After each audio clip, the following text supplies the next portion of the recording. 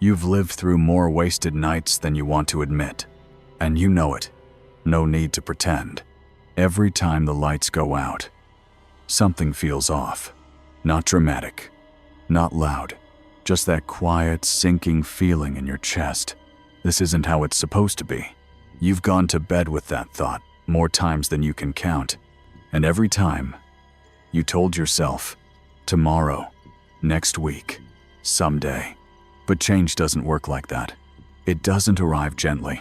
It's not a gift. It's a fight. Change is an assault. It breaks the door down, and you either take control or the routine takes you.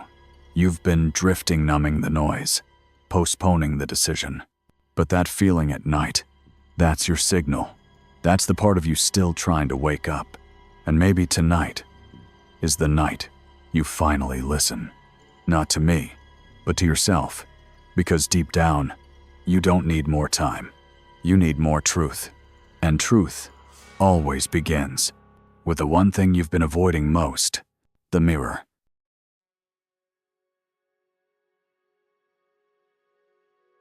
Let's be honest. Most people don't change because they don't want to see what change actually demands. Not effort, not motivation, not even discipline, at least. Not at first. What change demands is confrontation with the one person you've spent years avoiding, yourself. See, it's not just laziness that keeps you stuck. It's something far more subtle and far more dangerous. Self-deception. You've built a life around it, wrapped it in logic, justified it with excuses. You've convinced yourself you're waiting for the right moment, when the truth is, you're afraid of what will happen if you stop lying to yourself. And here's the psychology of it. The human mind is hardwired to avoid discomfort, even if that discomfort is the truth, especially if it's the truth. So instead of asking what's wrong with the life I've built, you distract yourself. You scroll, binge, fill the silence with noise, because silence is dangerous. It brings the mirror too close. And in that mirror, you might finally see that the life you've created isn't built on clarity, but on avoidance. You don't procrastinate because you're lazy. You procrastinate because deep down, you know, if you actually started, you'd have to face the terrifying weight of your own potential and the painful reality of how far you've drifted from it. That gap between who you are and who you could be doesn't just hurt, it haunts. So you delay, you distract, you tell yourself you're being realistic. But deep down, you know the truth. You've been hiding. Now let's bring back Tarantino. This is a man who had no formal training, no powerful connections, no blueprint, and no permission. He was working in a video rental store, but what he did have was the willingness to sit with the chaos in his mind and turn it into something raw, coherent, and real. He didn't wait for someone to approve his vision. He wrote it anyway. Messy, violent, human, honest, because he understood something most people never do. The only permission you need is your own. And that's where you are now. You don't need another plan. You don't need another book. You don't need a sign from the universe. You need to stand still long enough to look at the reflection in front of you and not look away this time, because the first real act of change isn't in doing something new. It's in finally facing what's already there. Tarantino wasn't born a genius. He became one because he dared to write the truth even when it was ugly, even when it was brutal. And now, it's your turn to do the same.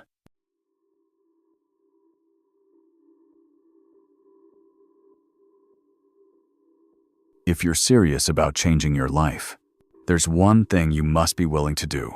Put it all on the page. No edits, no mercy, no masks. And yes, I mean, actually write it down. Not in your head, not in some vague internal monologue, but with your hand, on paper, in ink. Why? Because writing forces clarity.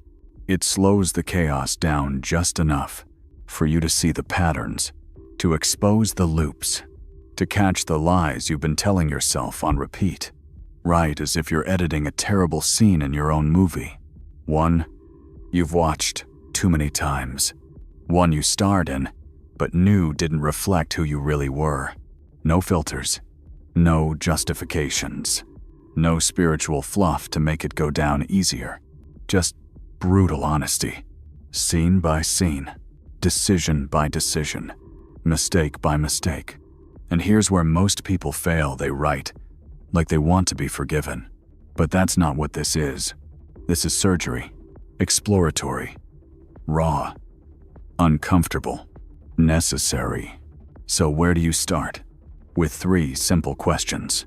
Not spiritual, not abstract, just real. What am I doing that's actively hurting me? What am I avoiding, even though I know it needs to be done? What would change if I stopped lying about those 2 things? Ask them like a surgeon, focused, cold, knowing what he finds might hurt. But truth never comes dressed in comfort. And here's something most productivity advice gets wrong. You don't need to write your goals.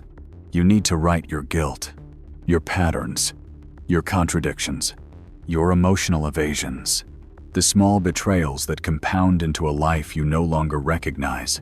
Because until you put them on paper, you'll keep rehearsing the same performance, hoping the audience doesn't notice the script is broken. This isn't about writing to heal.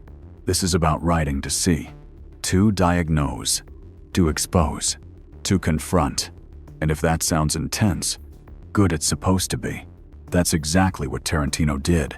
He wrote like the stakes were life or death, because in a way, they were. Not for a character, but for the man behind the story. He didn't ask, "Is this too much?" He asked, "Is this real enough?" And if you want to reclaim authorship of your life, you have to do the same. Not someday, not when you're feeling ready, but now, tonight, when the excuses are tired and the silence starts to creep in. Because there's one more thing you'll need for this process.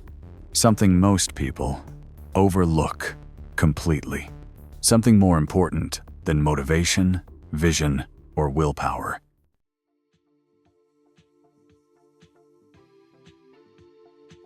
There's a reason the most honest conversations you'll ever have with yourself don't happen in the middle of the day. They happen when the world goes quiet, when the noise drops out, when there's no one left to perform for, not even yourself. That moment is midnight. Not because the hour holds any magic, but because it strips everything away. No notifications, no deadlines, no background chatter, just you and what you've been trying to avoid. Psychologists call it stimulus deprivation.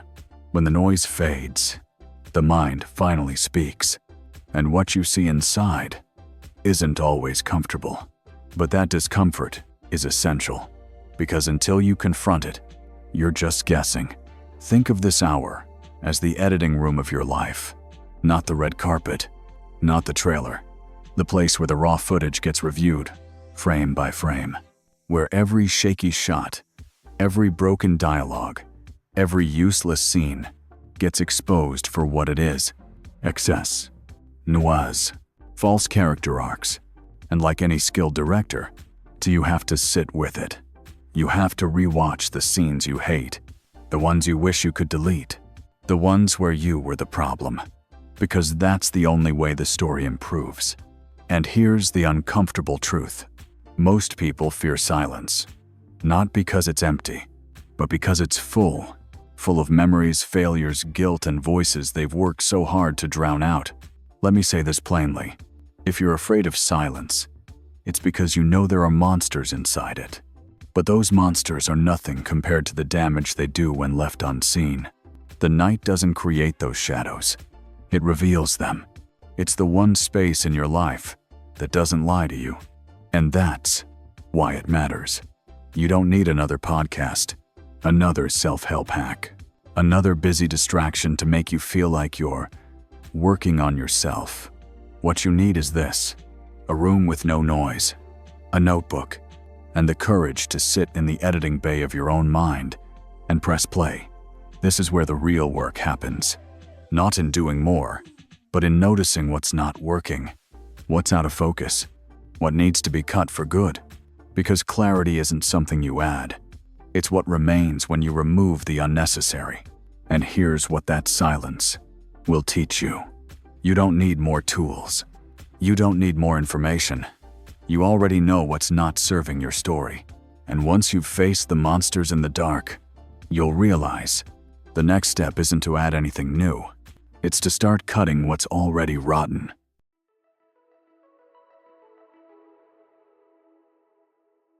Before you write your next chapter, you need to face something most people avoid. Some scenes have to be cut, not edited, not cleaned up. Cut, because no matter how powerful your next act could be, it won't land if it's sitting on top of a messy, bloated story. And that's exactly what most lives become. A film weighed down by filler content, by characters who've overstayed their purpose, by plot lines that never go anywhere. But we hold on to them anyway. Why? Because cutting hurts. Because deleting feels like failure. Because it's easier to keep playing the same scene than admit it never worked in the first place. But if you're serious about change, then you have to think like a real director. You don't save bad footage. You don't keep broken scenes out of pity. You don't let emotional attachment override narrative integrity. You cut what doesn't serve the story.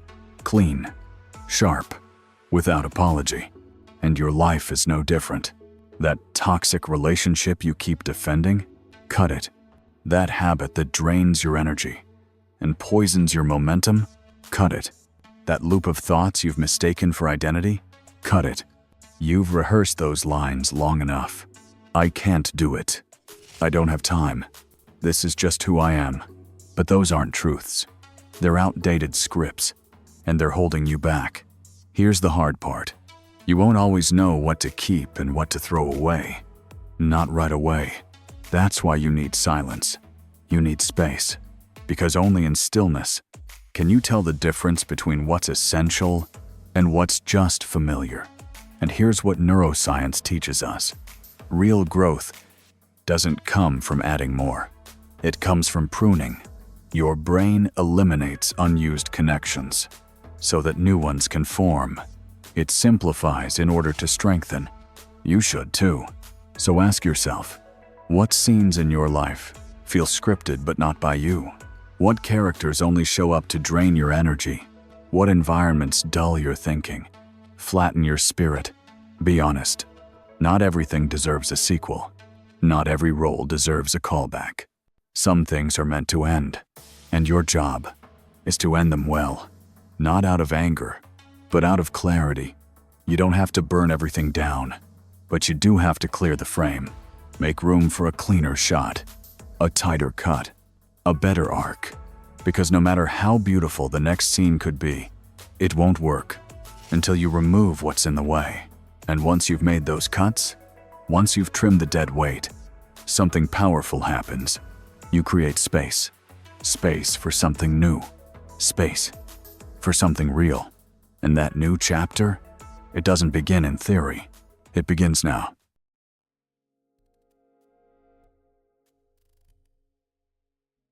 And that's the best news you'll ever hear.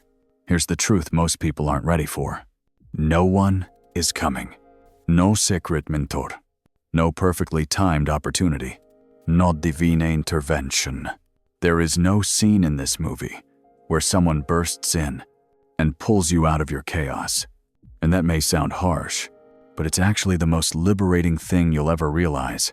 Because if no one is coming to save you, then no one is stopping you either. It's your story, your pen, your choice. This is the moment when real freedom begins.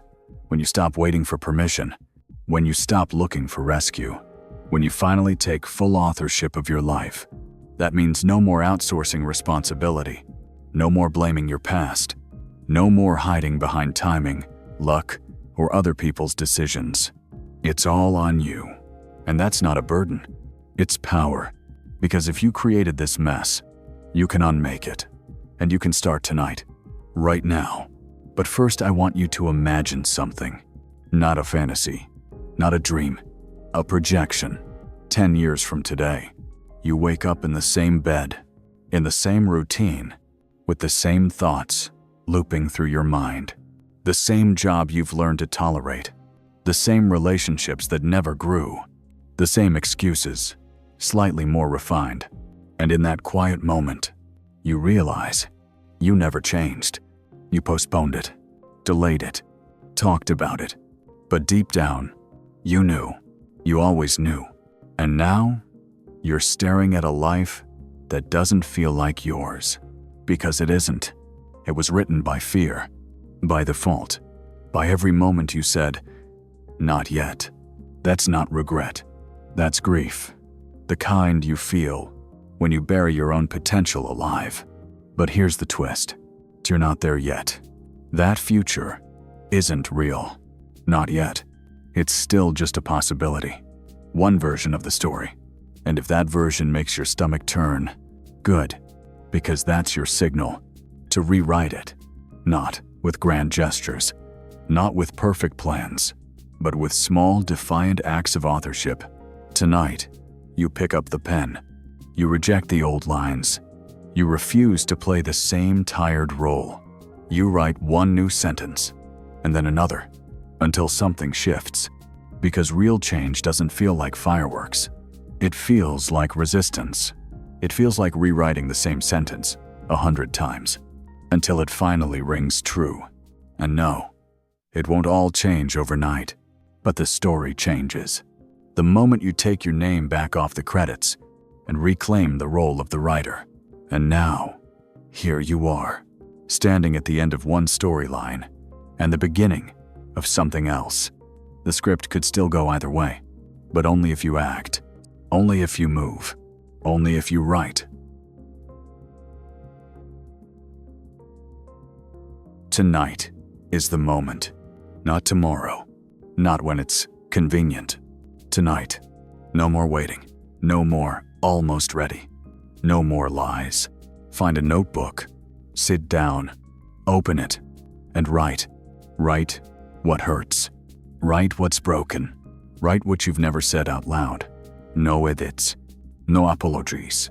Just truth. This isn't a self-help exercise. It's a decision to stop watching your story unfold and start shaping it. One line at a time. One scene at a time. And here's the truth. You've had the pen the whole time. You just forgot how to use it. So ask yourself, who are you? The writer of your own life? Or a silent extra in someone else's? If this hit you, don't scroll away. Write in the comments, "I'm rewriting my story." And subscribe, but only if you're ready for the raw truth. No filters, no fluff, no turning back. Now go, write, tonight. And don't look back.